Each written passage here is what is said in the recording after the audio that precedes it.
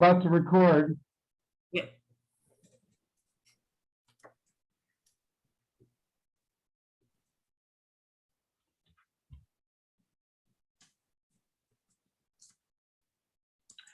Do you sell a quality product or service? Are you wondering why sales aren't as high as they could be?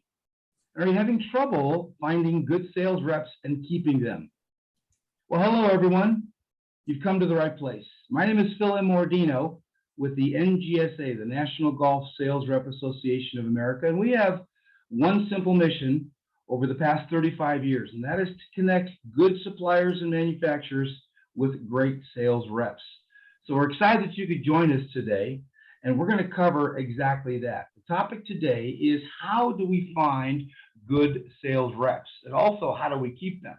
We are very fortunate to have a great panel with us of experts who have been in the business for many, many years, and they're going to share with us their wisdom and expertise on this topic. So let me introduce our panel so you can know that you're in good hands. Number one, Howie's been in the business for over 40 years. He's currently the Vice President of Sales for Columbia Apparel. He's previously been with Payne, Callaway, Greg Norman. He knows good reps. He's hired them, he's fired them, he's kept some good ones. So we've got some great wisdom to share.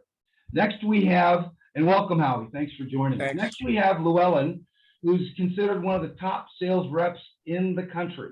She started with Outer Banks. She's built up a waterproof outerwear company and sold it. She's repped Greg Norman, Sports Haley, now Lucky with Love. She organizes golf shows, tennis shows. She's a super mom, she does it all. And she's here to share with us some great tips. And then my motivation, my inspiration, Lisa, the glue, the one's been bringing us all together recently. She's with Reed Expositions. She's the event manager of the PGA show. She's been in the business for many, many years, nationally and globally, a lot with retail. She was a buyer, so she knows everything from both sides. She's going to be able to share with us the wisdom of good sales reps. So, you know, recently our industry's suffered a little bit, golf sales reps in particularly, and for several reasons. One, many of the golf sales reps have been retiring, and we're losing a lot of the good ones. A lot of younger folks are not getting into the industry. Some of the current reps are getting a little lazy, doing everything by phone and the internet, taking the easy route.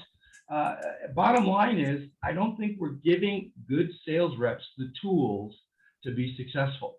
So we need to turn that around. We need to get more people involved. We need to support the industry. We just need to help them be more successful. So in today's webinar, we're going to discuss exactly that. We're going to discuss what is a good sales rep. We're going to also discuss where do we look for good sales reps. What are some good things to offer these sales reps? How do we keep them? How do we keep them from going other places? And then how do we maximize their productivity? So we got a lot to cover today with an expert panel. Trust me, we've got the cream of the crop, so you're going to want to stick around.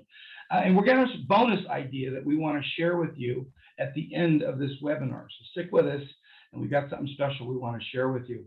So keep in mind this webinar will be recorded.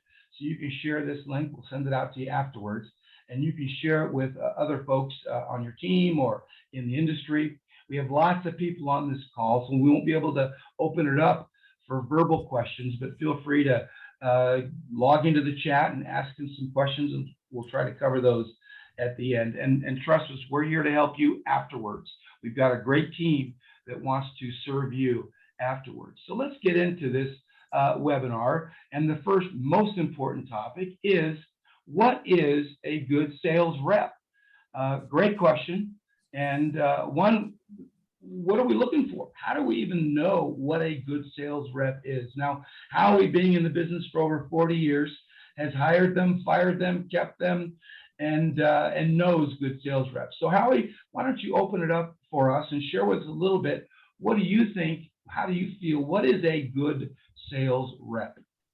Oh, thanks, Phil. I appreciate the opportunity, and thanks to everybody that has tuned in today.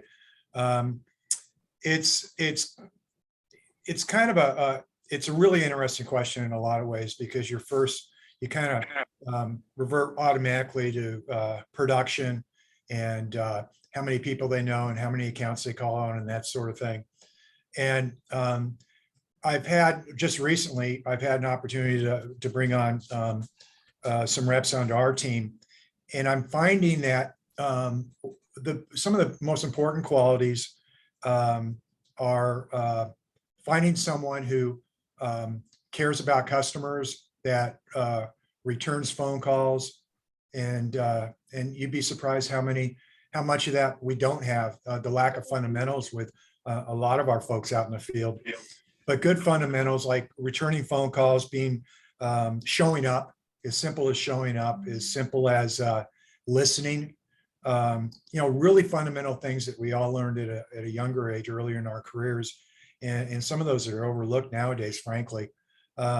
I think they need to be, when I say showing up, being dependable is really important.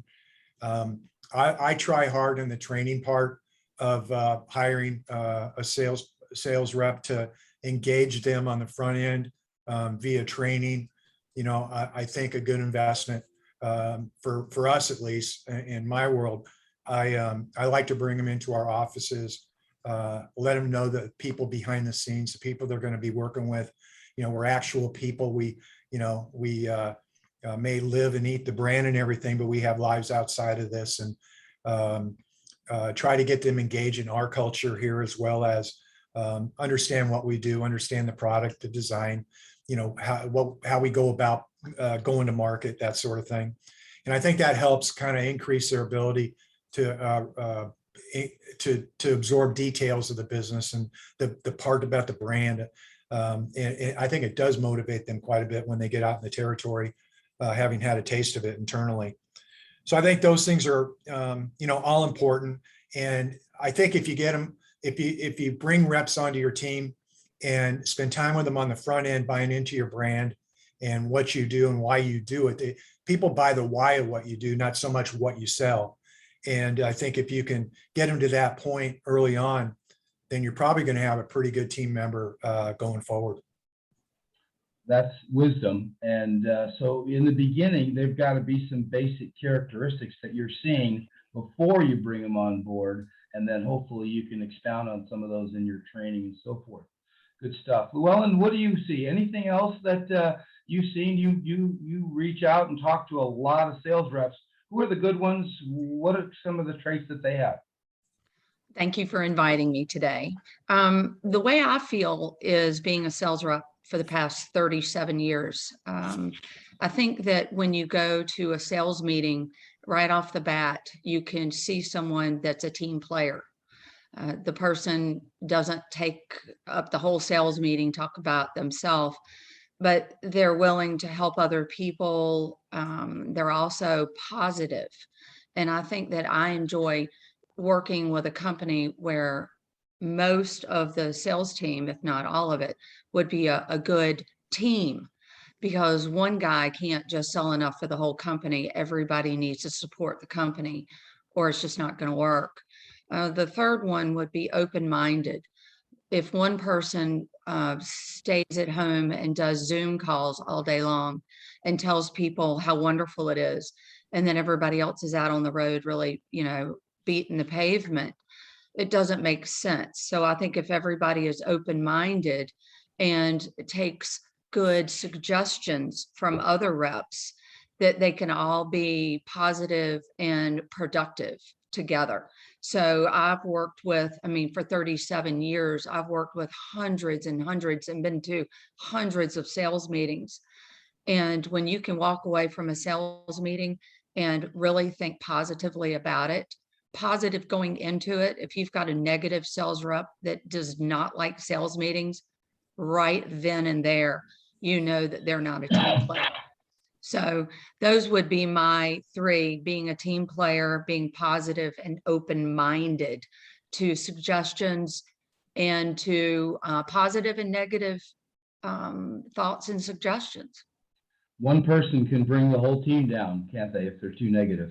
Really. Right? And that's all people want to take back from a sales meeting or a PGA show. It could be one of the most successful shows ever.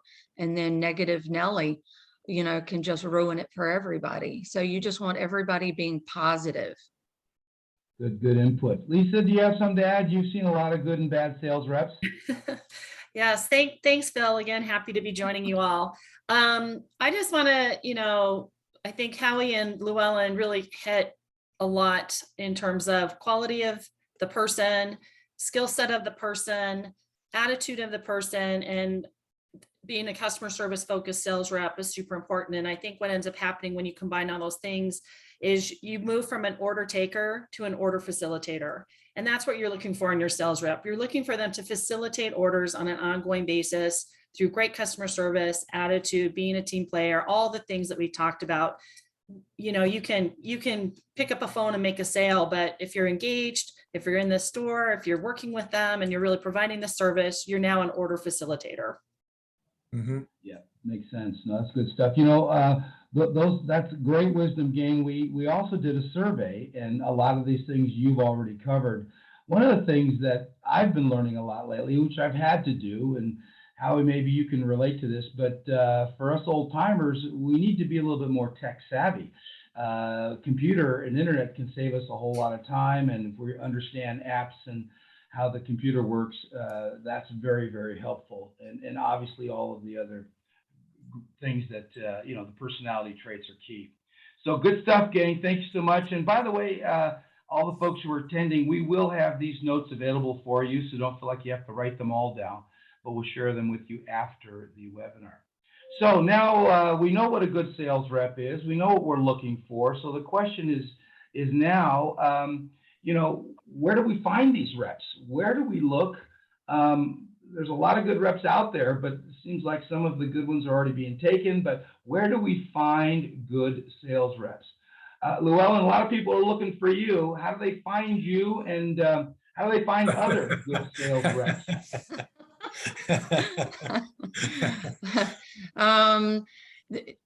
When you want to find a good sales rep, the first thing a company does is they call the top club or store in your territory. And that's a good place to start, but usually they have their favorite reps, and whether the rep is really good or not is up to them. Now, if you called an A store, a B store, and a C store, meaning, level stores or country clubs, you might get different people. And I think that's important. Don't just call one account and get two names. Call 6 different clubs, 10 different clubs. And then if there's a central person that somebody just keeps asking and telling you about that person, that's a good place to start. But what I usually do when people ask me where a good sales rep is, I send them a show list. And those people that attend the shows, it's usually about 60 reps. And it has their name of the brands they carry. So if you're looking for someone that does not carry competitive brands, you would start circling the top 10 that you would get from the list. And then you start calling. But I would get a whole list of people in one territory before you start calling. Just get the lay of the land and what they carry. Okay, makes sense. Lisa, what do you think? Where are some other good places to look for reps? Lisa, you're on mute. Got it. There you go. It's okay. Easy to do. Tricky. I love how Llewellyn started it, really grassroots recruiting, for sure. I think then using your other resources that we have listed here in terms of understanding the quality of those leads you may get, what does their LinkedIn profile look like? What kind of, working with Phil, what kind of understanding does Phil have about this person? And the job boards, finding, posting to look on the job boards is great, but you can use some of these resources also to verify and qualify the leads that you're looking for. And I think that that's super important and part of the process. Good. Howie, what do you think? Where do you look for good sales reps? A couple of different ways. Llewellyn was right on as far as, developing a mailing list and having a list of buyers that you've met. And it can take several years over the course of years to build that list up to a considerable number. And, I'll resort them into territories and I'll have, a group of buyers that I can go to on a confidential basis and get some ideas on reps that I may be looking for. I think that's really important and it's a good tool. I've used LinkedIn. I've recently used it. I myself have joined into several groups that are on LinkedIn, golf sales representatives, PGA pros. There's a couple of different groups that you can post. I'm looking for someone in North Carolina, and you'll get a lot of response as far as maybe leads, maybe reps directly, maybe golf pros that maybe want to talk to you offline with some ideas that they may have. And I also, a lot of times I'll rely on my relationships with my peers in the industry. And I know Lisa's probably done this because, and Llewellyn too, but I can pick up the phone and call a sales manager at a lot of different apparel companies and ask them about a particular territory and their ideas on reps that maybe they liked but didn't hire when they were interviewing to fill that territory. And I'll get several leads that way. And that can work really well. So I think the more data you acquire over a period of time, especially if you're a new manufacturer and getting into the business, it's more, if you meet a lot of people at the shows, hold on to those cards and use them as resources for trying to find good people. That's right on. That's really exactly what some of our survey folks had offered. A big one is word of mouth, and obviously the PGA show and other shows. But I have a question for you guys. So these are existing current reps. What about cultivating new reps? What are your thoughts on how we can find new people that maybe haven't been in this industry but have all the potential in the world? Lisa, you start us off. Start us off. I'm so glad you brought that up because that's what was resonating in my mind too, is that, we need new people in the business. And where do we find those new people? You can find them through student programs, different universities, the PGM program universities. Mm-hmm. I believe there's 14 or 16 of those. So graduating students, you can find them, in your early, your PGA. A lot of the PGA pros at this point, are finding that they really want something different. And, those young pros are moving over. So I think that that's an opportunity.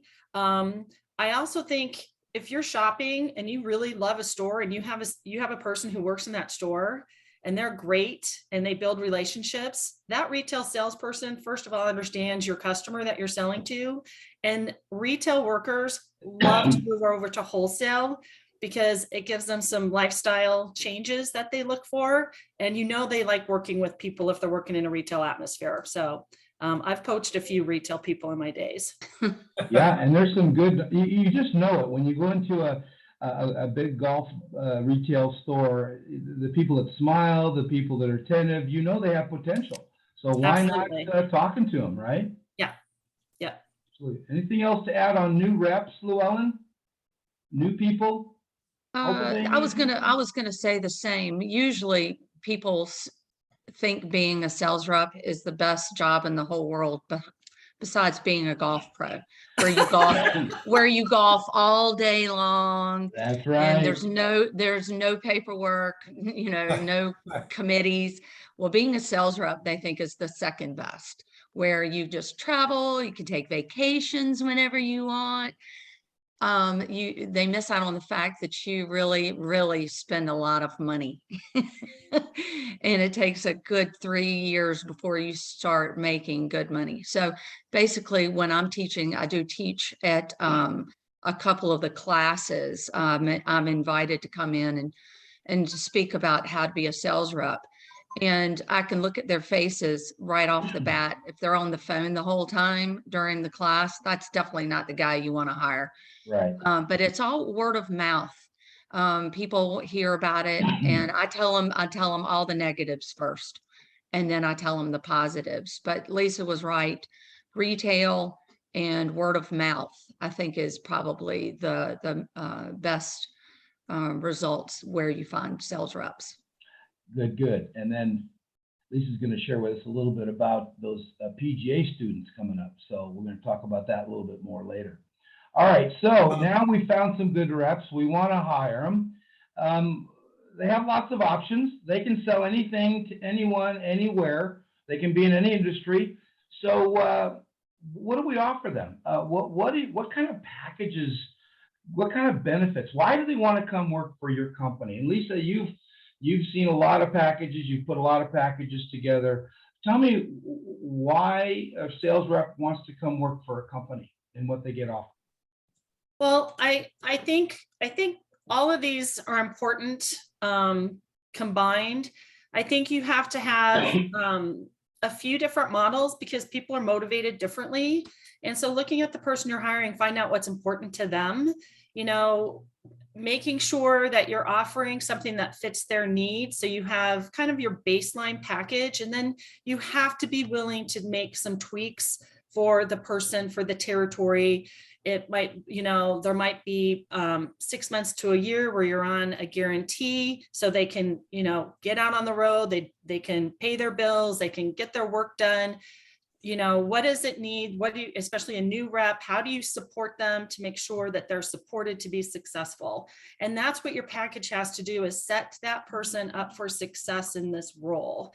So what are you paying them? Will you offer a draw? What's the percentage? How do you handle your samples? All of these things. I think the most important part of that too is not only what are you offering them, but how are you supporting them? And to me, the sales training effort, and how we talked about this before, your sales training and making them feel a part. This goes to Llewellyn's comments also about, great sales meetings.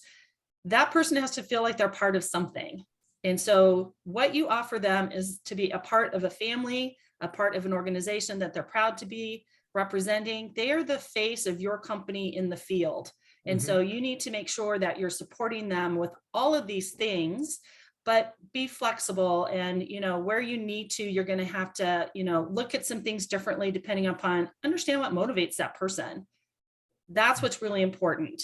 People are motivated differently. Yeah. Salespeople in general, it's money, but there's other things to it too. The money has to be there, but you know what? You have to say, if they're super tech savvy and they want to, you've got some marketing materials, digital things, make sure you're providing that to them to help them support their sales. If they're not, and they're a paper person, what does that look like? Give them the tools that they're going to use. And utilize them with their gifts. What Yes. are their gifts and their talents, and utilize those. Yes. Howie, I put in here something because of what you said to me on our last call about flexibility. Sometimes we're rigid. We want them only to sell our product. Tell me a little bit about your thoughts on flexibility as a supplier and a manufacturer. Yeah, I think, if I go back to the beginning of my career and, my early years in management, in both early on in footwear, but especially in apparel, the last 25, 30 years, there was a steadfast rule that I can't hire you if you have another apparel brand or anything that competes. And, I've kind of over the years softened my stance on that on a case-by-case basis quite a bit, because there can be cases where, my line's primarily men's, and Llewellyn's got some great ladies lines that may help me penetrate certain areas in that market because that's a need that she may have or another rep may have. And so I may, I find myself in a position of looking past the conflict, and I try to turn it around and make it into a positive, and partner up sometimes different brands to make it work for that rep that I'm hiring or that we're hiring if it's several companies. So I've become much more flexible that way, and I think you see that in the accessory business, and even in when you get into apparel or in some cases footwear. I've seen sandal companies with footwear companies and that sort of thing. And I think us as manufacturers, in order to get good people, we've got to be a little bit more flexible on those steadfast rules. I think that's important. And I think that ties into what Lisa said, find out what pushes their buttons, what their needs are, what is their specialty, what is their territory, and then be flexible to make it work for everybody, make it a win-win. Exactly. Llewellyn, people are soughting after you to sell their products. What do you look for when they're approaching you in a good package and what they offer you?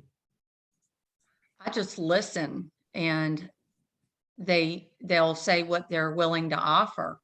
And if I want to leave a company, it's usually because they're not listening to me. And believe me, it's their company. I'm not going to tell them how to run their company, but I do know what I want in life. And if I think that it's negative, the company is negative, then I will seek another company to work with. Or I I just want a company that listens to me, as far as if I need more catalogs, if I need more pictures, and they keep saying no, no, no, and they keep sending black and white line sheets, then they're not in the game to win. They're in the game to save money. And if they're willing to save money, then they're willing to lose you. So I like when they offer good tools. Now, money is a good thing, but everybody's going to look for more commission, free samples. But do they charge you freight for your samples? There's so many things that companies do that really is not necessary Really to pass along to the sales rep. So it's the things that they could offer you to save you money and to save you time in the long run. That's so huge, because I have to tell you, from my end, I see a lot of smaller, newer companies coming in, and all they want to do is get sales reps, give them the brochure, and say, go get them. And that's not what's going to get the good ones. You got to give them more, and you've got to support them. And it's not, I really tell you, I don't think it's all about the money. I think it's about the family. It's about the support. It's about the communication. And if you impress that we're here to help you be successful as a sales rep, I'm going to be more excited to work with them. A good observation is, if you're offered $80,000 a year, you would jump on that versus a $60,000 company. But if you wake up every morning and think to yourself, oh my God, I cannot wait to leave this company, is that really worth the extra money, your life? And the company is not living up to its, when they hire you, they should stick to their word, and you should be comfortable to stay with that company. Yeah, or wondering if you're getting commission check on time, or wondering if the product's going to be delivered on time, and having to deal with customer service issues. So true, so true. Absolutely. All right, good stuff, gang. All right, so now we found some good people. We've got them hired. They're doing a pretty good job. They're trained. They're working hard. Now they're getting good. So how do we stop them from going somewhere else? We've done all the work. We've done the foundation. What do we do to keep them? I bet you've got some folks that have been with you for a long time. How do you keep them? What do you do to keep those good ones?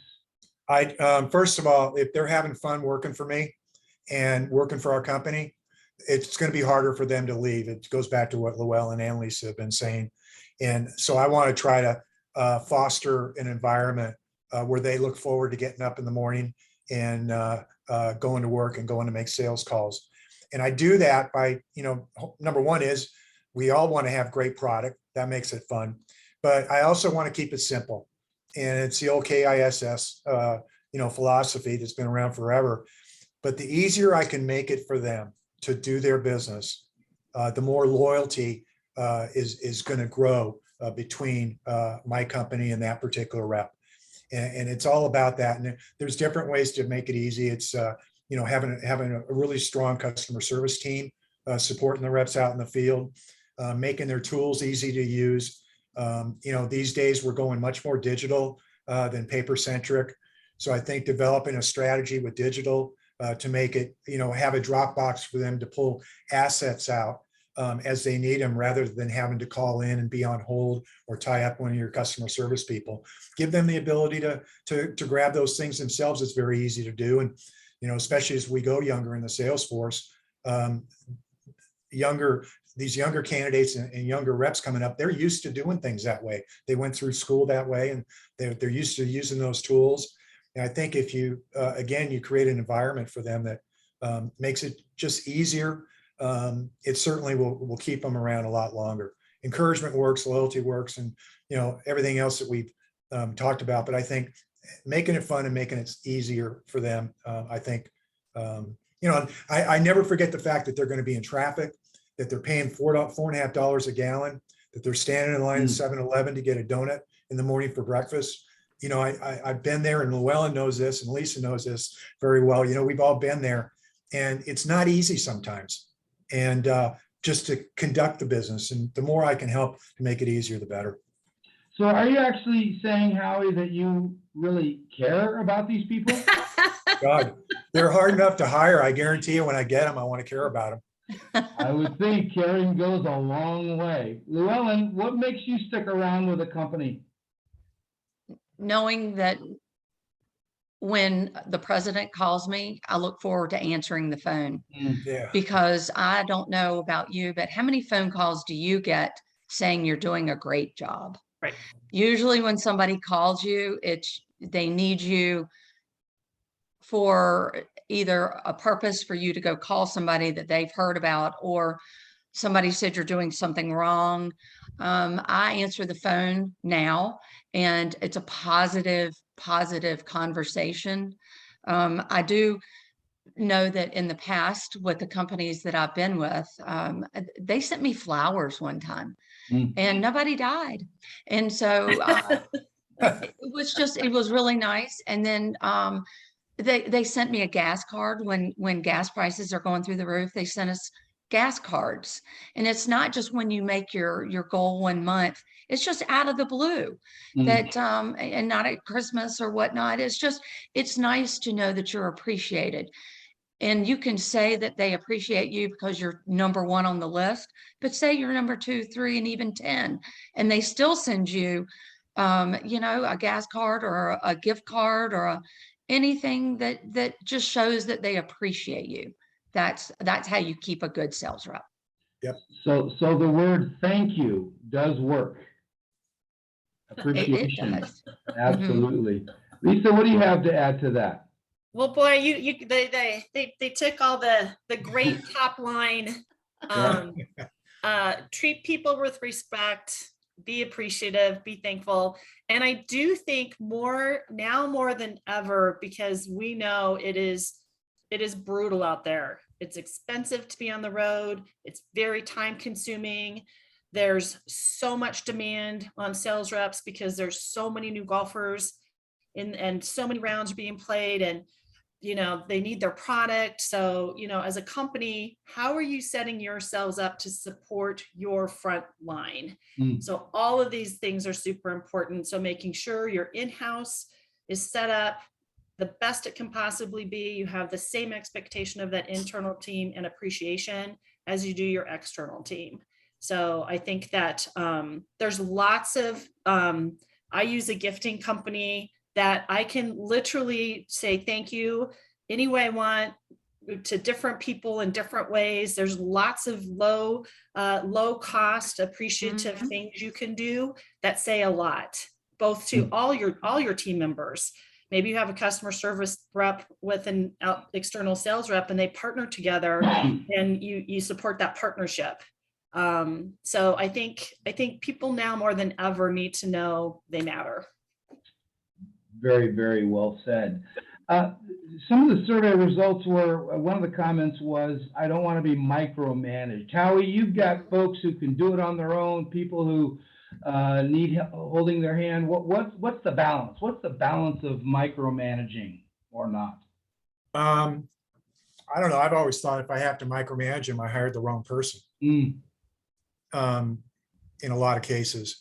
And there's a difference between micromanaging and not having enough training, and you have to be careful of that a little bit as well.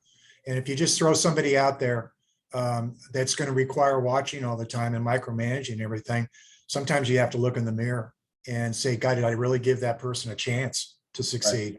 Right. And so there's a balance to that. The micromanaging I enjoy doing, I don't think it's micromanaging, but I think it's just calling and checking in on them. and say, how you doing? You know, any problems? You feel good about everything? And I think when they hear that sort of phone call, it can open them up a little bit to maybe express some frustrations they have, that sort of thing. And if they get in a little habit of hearing from you every once in a while as a manager, that can really help things along as well. You know, that's kind of the way I feel about it. Good point. Good point. Okay, so now you got them hired. They're loyal. They love you. Everyone's happy, but they're just not selling enough. You've all seen this. 10% of the people do 90% of the work. You always got your top producers.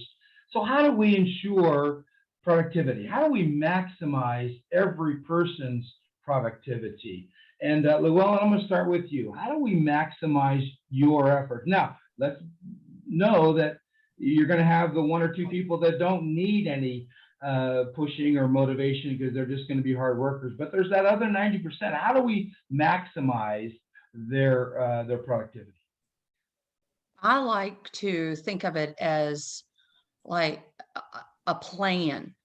Now, I like going out and if the person wants to write 24 pieces, but the goal is for each person to write 36 pieces, I think of it as a challenge. Mm. And if the company also gives you something to aim for, it's like a challenge to see how many people that I can meet that goal per se. And so if the sales manager calls me and says, okay, how can I get you to feel positive about this game plan? And I'll say, well, you give me something at the end to work for, whether it's a gas card or whether it's they pay your phone bill for 1 month, your mobile phone bill. I just take it as, if I do reach this, what am I going to receive in the end that makes it fun and not work? Okay, good. That makes a lot of sense. So it's incentives. It's a goal. It's something to shoot for, right? Mm-hmm. Mm-hmm. Lisa, what do you want to add to that? Yeah, I think all salespeople are motivated by goals and targets in general. And if they're accomplishing that, what we have to stop thinking is, I pay you a commission, that's enough. And it's like, we have to do more. We really have to, again, that's where that flexibility comes in and understanding what motivates people. You know, whatever that incentive is, make sure it's appropriate for the effort and that it's meaningful to that sales rep to earn it. It has to have meaning to them. If you think it's great and they don't, that's not going to motivate them. So you have to make sure you have the right incentive in place for that, the right training. And the other thing with that too is, you know, not micromanaging, but it's, are you realistic? Are you setting them up for success to ensure that that productivity is achievable, and then push them just a little bit? And then, you know, on the other side of that, if they're out booking and you're not shipping, that's the bottom's going to fall out in that productivity. That's all there is to it. So you have to make sure that you're communicating your inventory, that you're communicating, you know, any challenges that might be out there, so that they can reposition themselves in their sales process to achieve what we need to achieve. Sometimes you have to take some goals down because you don't have the supply. So most reps are paid on shipped sales. They're not paid on booked sales. So if it's not going to go out the door and you've incentivized them to book, but you don't have the inventory, that rep is going to be done.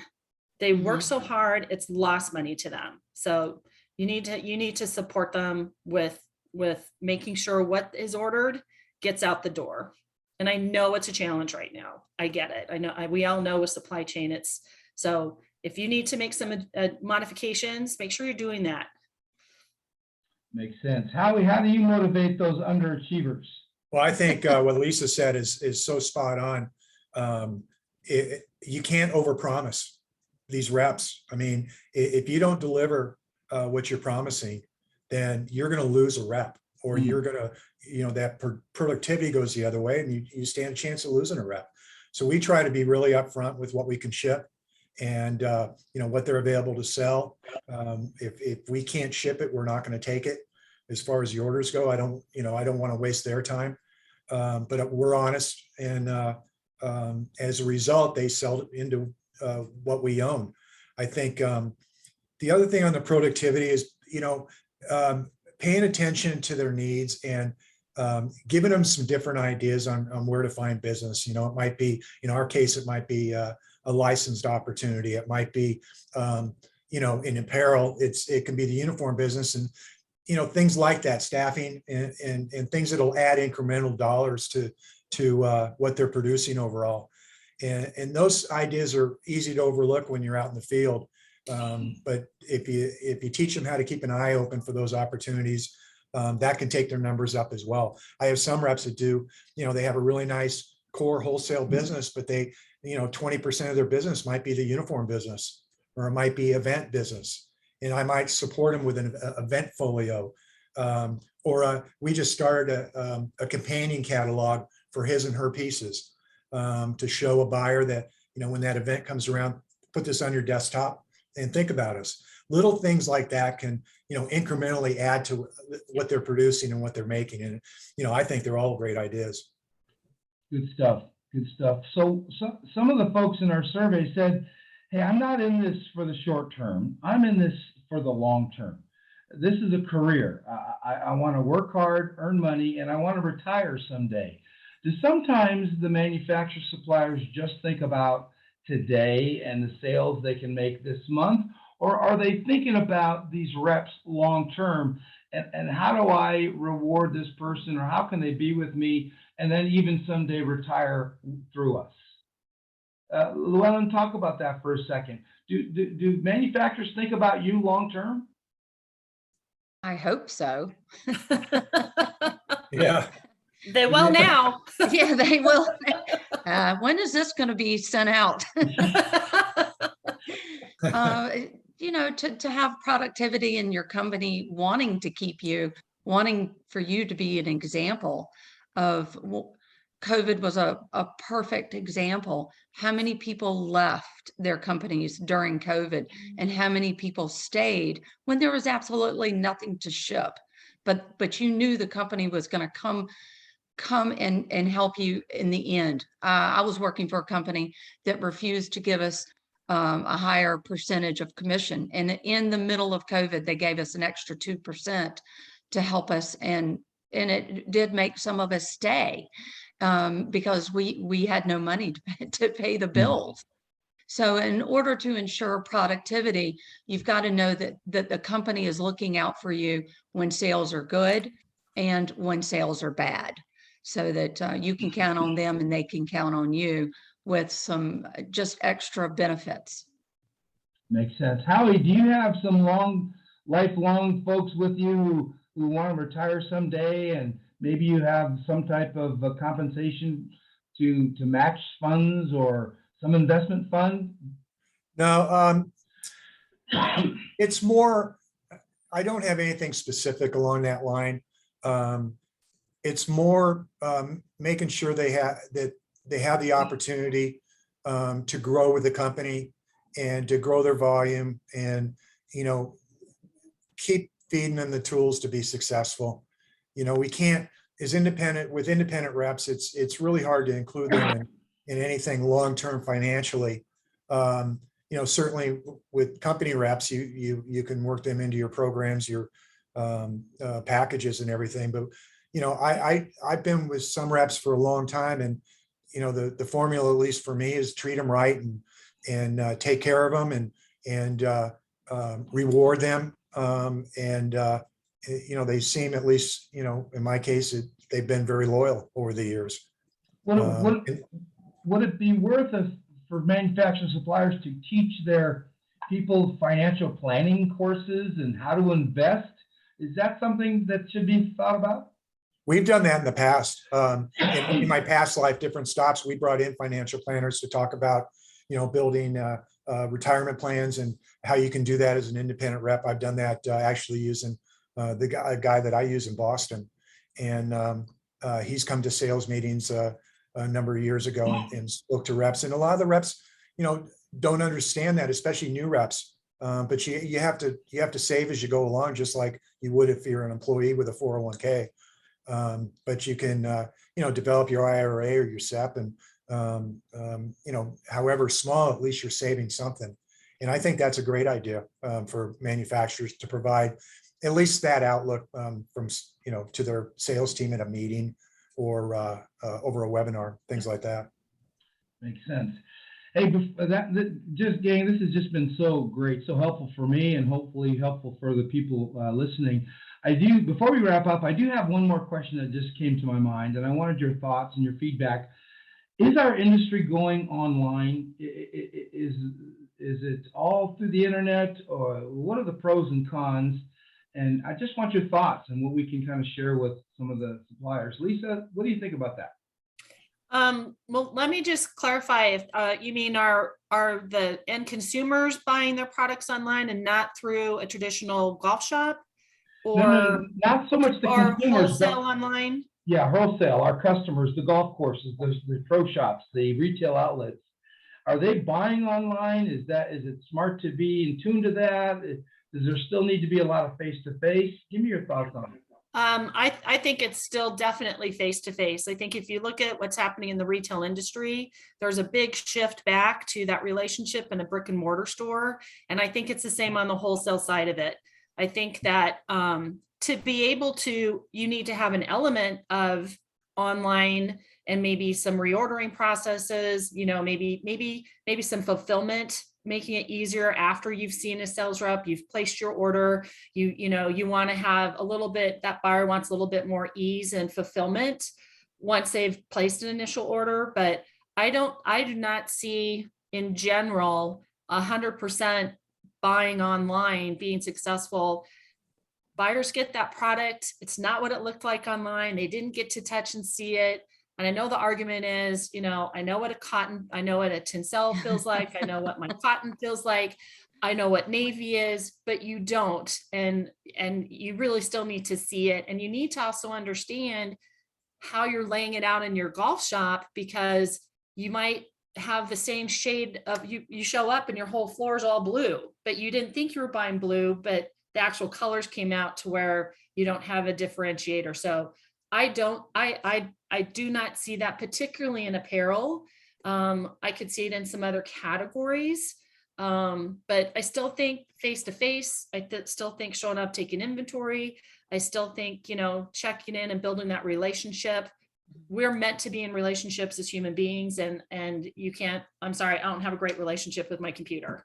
It helps me, but I'd much rather be seeing people and, engaging and doing those kinds of things. So I don't think it's going to be a huge trend. It's a support of business only. Relationships are the key, Llewellyn, but there is a balance. So help me understand the balance between face-to-face, running around town, and using the internet to make sales.